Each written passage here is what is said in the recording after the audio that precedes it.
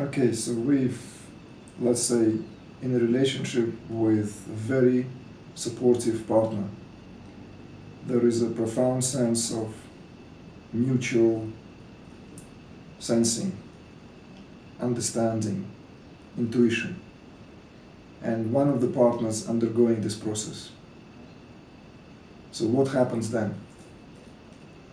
Let's look at the more ideal situation, when there is no negative, so to speak, energy is being released. There's no competition involved. There's no sort of judgment, however subtle, but only understanding, compassion, and love, on whatever level that love is, because love expresses itself through many layers and through all layers. Okay, sometimes love is colored through this very ego-based reality, but it is still love. It may have a bit of an awkward expression compared to the universal love that is seldom accessed by us, yet it is still love. So what happens in case of those relationships?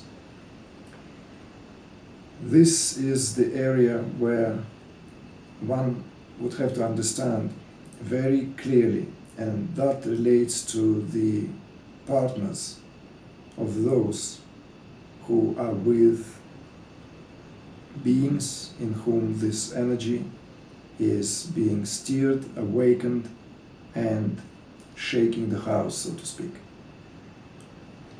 Because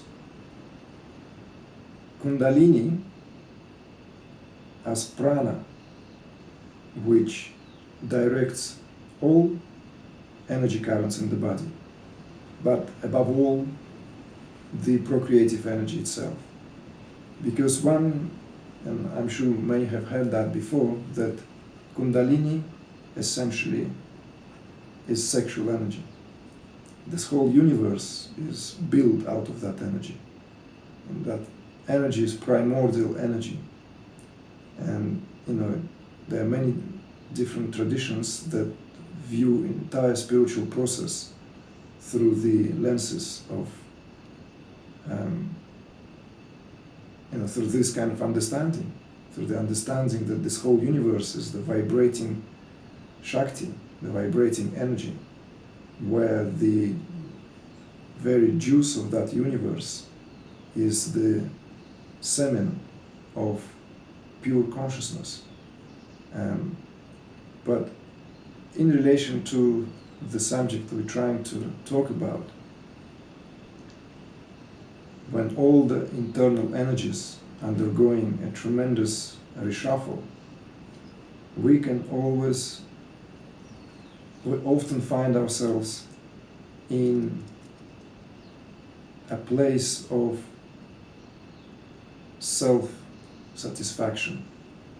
What I mean by that is that the desire that prior to that was the driving force behind our sensual and sexual expressions is now redirected inward.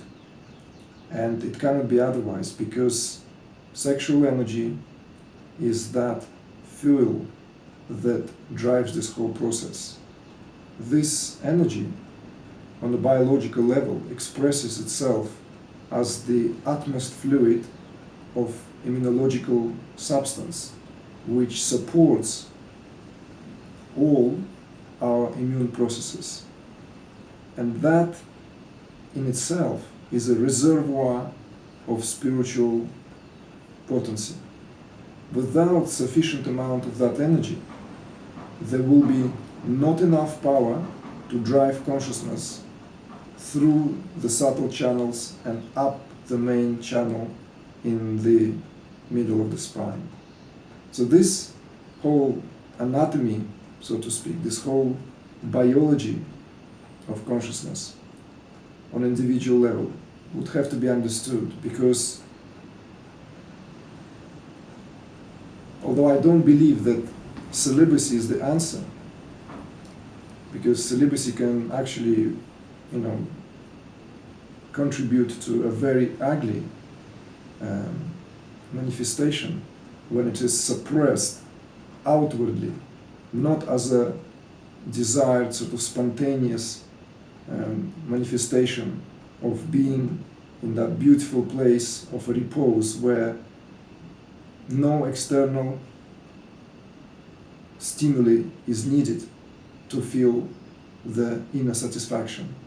So if celibacy is imposed, it can often always turn ugly. And we can talk about it separately, because it's a subject in itself, how through celibacy systems, starting from organized religions to the so-called gurus, can control masses of people. Because when you impose that kind of control over the most powerful expression, then you can control individual completely and totally. Now, if one understands, if the couple understands that one of the partners undergoing this process of internalization, and that process could take many different forms, because on one hand, one can experience a profound sense of withdrawal from sensory activity, when Kundalini, as it were, undergoes the process of inner exploration while it's working at each particular energetic level. It, at the same time, and in some cases, the sensual desires can be magnified 1,000 times. And it often happens when Kundalini is awakened in a very sort of like in the body which hasn't been fully purified. And I'm not saying that the desire itself is the sign of impurity. It has to be understood properly. What I'm trying to say here is that as Kundalini moves freely in the body, the less abstraction it meets, the more gradual is the process of ascent. And the more stuff to be dealt with, the more there is to transcend, the more there is to basically purify, the more siddhi phenomena, the more psychic experiences, and the more desires the individual will meet on the path of the ascent. So, between these two very, very different,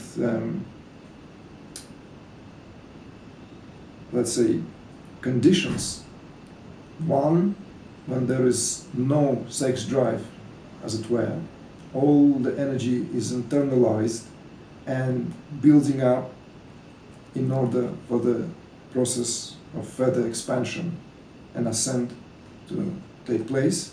And on the other hand, there's another opposite extreme where the energy is magnified to a degree where individual has basically is in danger of completely overexpanding himself or herself in complete, so to speak, giving yourself away to that unsatiable desire.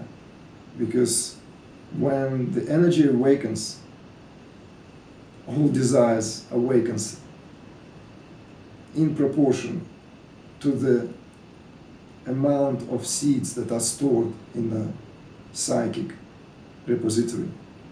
So when that storage is being hit by Kundalini, the sprouting takes place, it's like exponential. Your whole body is like literally explodes with what has been there at a latent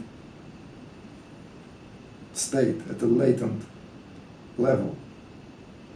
Often people find out that they desire things that they've never thought actually existed in their